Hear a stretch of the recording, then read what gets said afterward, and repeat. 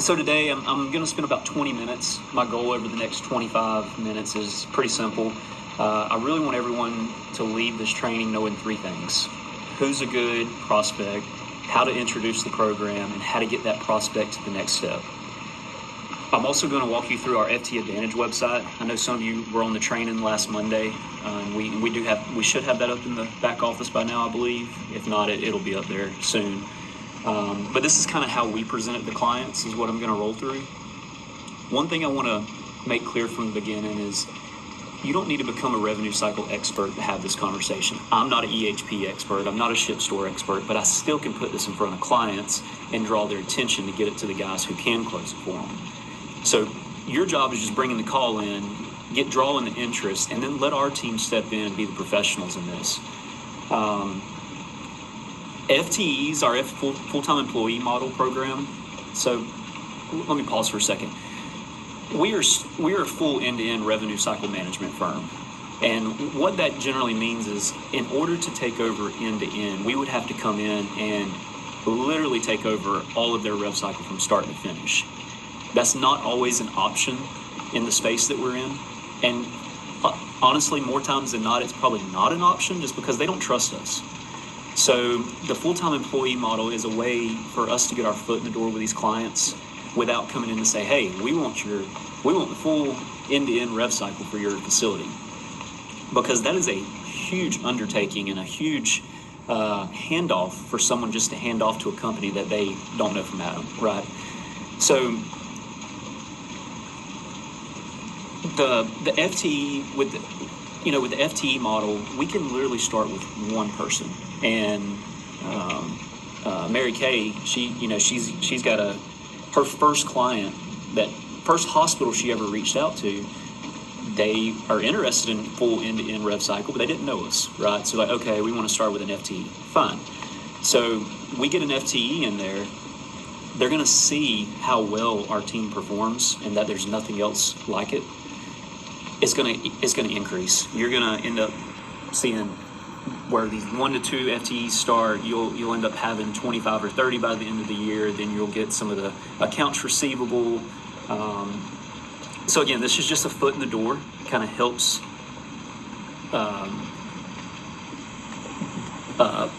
let the guard down for these clients, and that way we're not going in there trying to sell everything, right? So let's start with who you should be talking to. There are really 3 situations I think you should be listening for in your conversations with these clients. Number 1 is hiring. Anytime you hear that a healthcare organization is hiring within its revenue cycle, that's an opportunity. Tamisha, I know you've sent me some bids for some government facilities. That's great. I've never even thought about bidding on things like that. So she's really thinking outside the box in order to get some of these clients into us, and I wanted to share that with you guys because I never thought about it until she sent me the email this morning, and we started talking, and it's brilliant. So the number 1 thing you're looking for is are they hiring? Anytime you hear a healthcare organization is hiring within its revenue cycle, that's an opportunity for us. Maybe they're looking for billers, coders, accounts receivable representatives, denial specialists, prior authorization specialists, credentialing. Those are terms that we can step in and put a full-time employee in place. A very simple question you can ask is, are you currently hiring for any positions within your revenue cycle? What we've started doing is we actually go to the websites of these facilities, and we'll look at the hiring or the careers tab. And it's going to show you right there if they're hiring any coders, billers. I know I was speaking with another Blue Coast guy last week, and he was like, hey, I'm walking into this facility, and they're telling me they need a coder or biller. Could I do that? Could I walk in and offer our service? Absolutely. That's exactly where it starts. So 3 things that you're looking for. Are they hiring? The second one is backlog. What I mean by backlog, you may hear we're behind on AR, accounts receivable. Our denials are piling up. Coding is backed up. We're struggling to keep up with prior auths. Our team is working overtime. Those are kind of key indicators that they're struggling, right? Could an FTE solve this? Absolutely. The third and last thing is turnover. There is a ton of turnover in this industry right now. So what we're seeing is a typical W-2 coder, biller, credentialing specialist. They go through the typical rigmarole. They're going to place an ad. They're going to interview that client probably up to 6 times a lot of the time in this day and age. You rarely go through one interview anymore. Anyways, you go through 3, 4, 5, 6 interviews. They finally decide they want to hire that person. There's then a 60 to 90 day window that they're training that employee.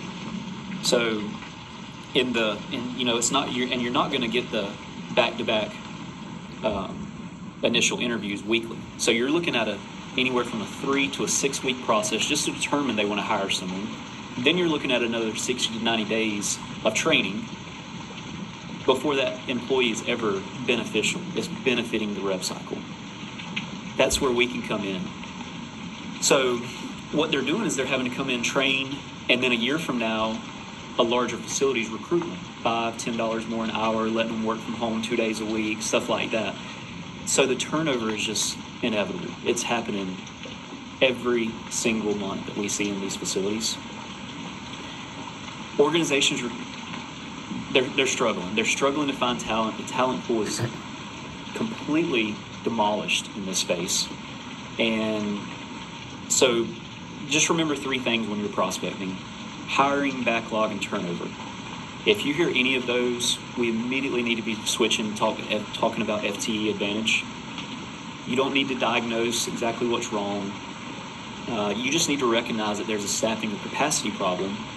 Then our team will help diagnose the rest. So in saying that, we've created these websites. You're more than welcome to use Sean's that we've created for him, and just let us know when you submit a client. But if you want your own website, then we're going to charge a $25 one-time setup fee. There's no additional costs after that. And you will actually, if you send this to a client, they input this, you'll get the email. You'll get the client information. And I want to also say thanks to Tammy Kutry. She has been phenomenal in helping us tweak this, right? We launched this, and, obviously we knew it wasn't going to be perfect right off the rip. There's stuff we're changing. Tammy, you've been great in helping us get this up and running and solving some of the issues we were having. So I just want to say thank you for that. So let's actually walk through how I would present this to a client, if you will. When we open ftadvantage.com, when we open ftadvantage.com, the first thing you're going to see is most hospitals are looking at the wrong number. I'll go back to this page. Actually, I'll just leave it here so I don't have to type all this in again. Most hospitals are looking at the wrong number, and it's true. There's a reason we led with that. If you ask somebody what one of their revenue cycle employees costs, they're probably going to immediately think about salary, right? $45,000 to $60,000 a year for most rev cycle employees. If you have tenure in the industry, then you may be at that 85, even sometimes 6 figures mark if you're really good. Salary is not the real number. So if I'm presenting this to a CFO or a rev cycle leader, I might say, when you evaluate your staffing costs, are you looking at salary, or are you looking at your fully loaded costs per employee? This kind of leads back to EHP as well. It's kind of where my head was spinning. So now when you're with a client, obviously you're going to let them answer that. But for today's purpose, let's just keep moving through the site, because the next section explains exactly why those questions matter. So the real cost. Here's an example. This would just be with 5 full-time employees for a facility. So we're just going to base it off of 5 full-time employees. Very, very small. Obviously, there's a salary. But then there's benefits. Health insurance, retirement, contributions, payroll taxes, PTO, recruiting, training, turnover, vacancies, you name it. And lost productivity, while a new employee gets up to speed, is at an all-time high. Those are the real costs. So when you're talking to a client, don't attack their employees. We're not saying your employees cost too much. That's the wrong way to lead with it. But instead, we're asking, what are you actually spending to maintain the revenue cycle capacity of your organizational needs? That'll get their wheels spinning a little more than just saying, how much are you paying as a base salary, right? There's a big difference between those two conversations. And we're not here to sell cheap labor. Let me just start by saying that. A lot of times when we come in and say, oh, we only charge $2,500, $30,000 a year, they're like, oh man, it's cheap, inexperienced labor. Farthest thing from it. All of our coders, billers, they have a minimum 4-year degree. Most of them are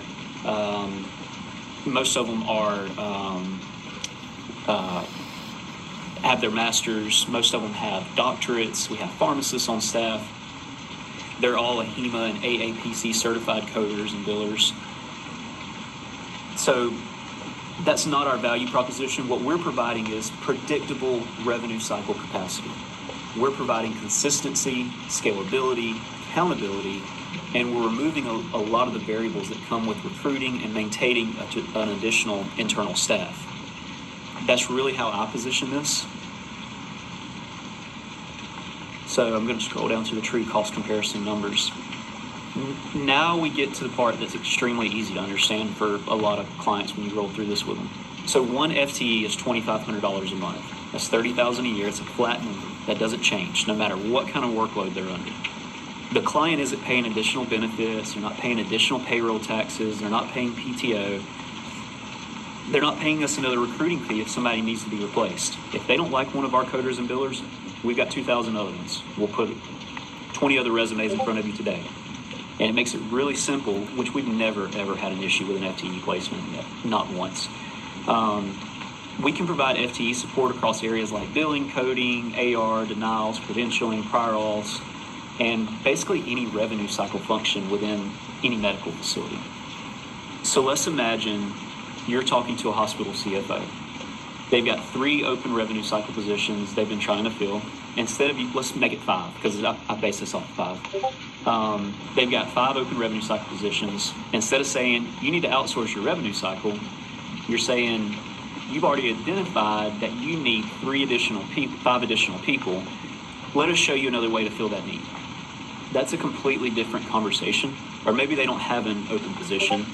Maybe they have a $10 million sitting in accounts receivable, and their internal team simply doesn't have enough bandwidth to work it. Same concept, works the same. We're adding capacity where they need it. So in this particular breakdown, you see the base salary, $58,000. This is just average across the industry that we pulled versus our model. All the additional fees, without even putting in the recruiting, hiring costs, training, onboarding, turnover, you're still at over $85,000 a year for that employee. Even though they're only a $60,000 a year salary, there's additional cost involved. Versus with us, it's flat, $35,000. So your annual savings per employee from the very beginning, day one, is over 65% compared to a traditional model. And you're going to save them $55,000 a year per employee. So multi-employee impact. For only 5 full-time employees, you're looking at saving them over $250,000 a year. So you're adding $250,000 a year back to their bottom line and giving them a better option than what they're currently utilizing. So you now bump from a 60, this one was a 48% if you were just looking at salary. Now you're at closer to a 65% total savings per FTE. So a typical pilot might be 1 to 5 FTEs. When a prospect is hesitant, I want you to take the pressure out of the conversation. Here's exactly what I would say. I'm not asking you to replace your billing department. Let's identify one area where you need help and let us prove ourselves. That's it. If denials are the problem, let's put somebody on denials. AR, we've got it. If they're struggling with prior auths, we've got someone for that. Evaluate us for a month, measure because every day they're going to get a printout of exactly what our FTEs are doing. Go out in the industry and ask some questions and see how many W-2 employees are given a daily report to their supervisors. You're not going to find any, if ever, that happening.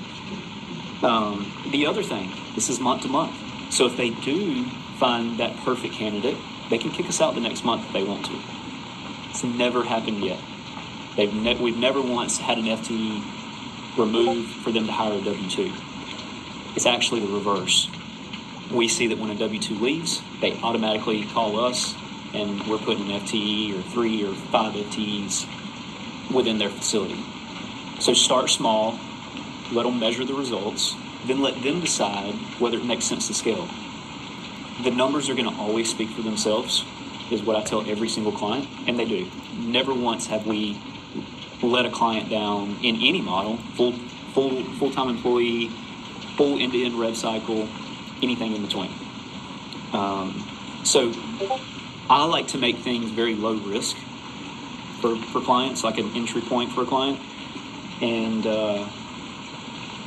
it seems to work, right? I'm not saying I'm an expert on selling, but this works for me whenever I'm talking to clients.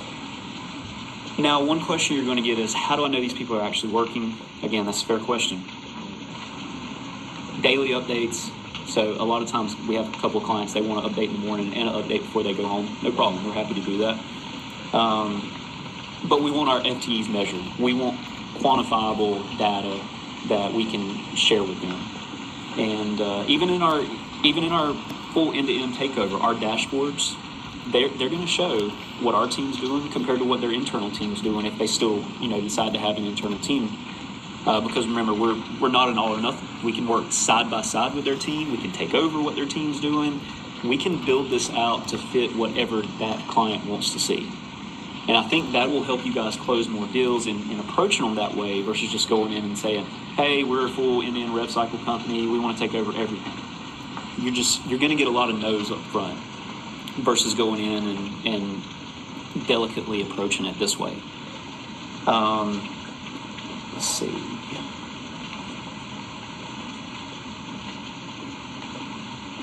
Chris, they're asking how to get the site too.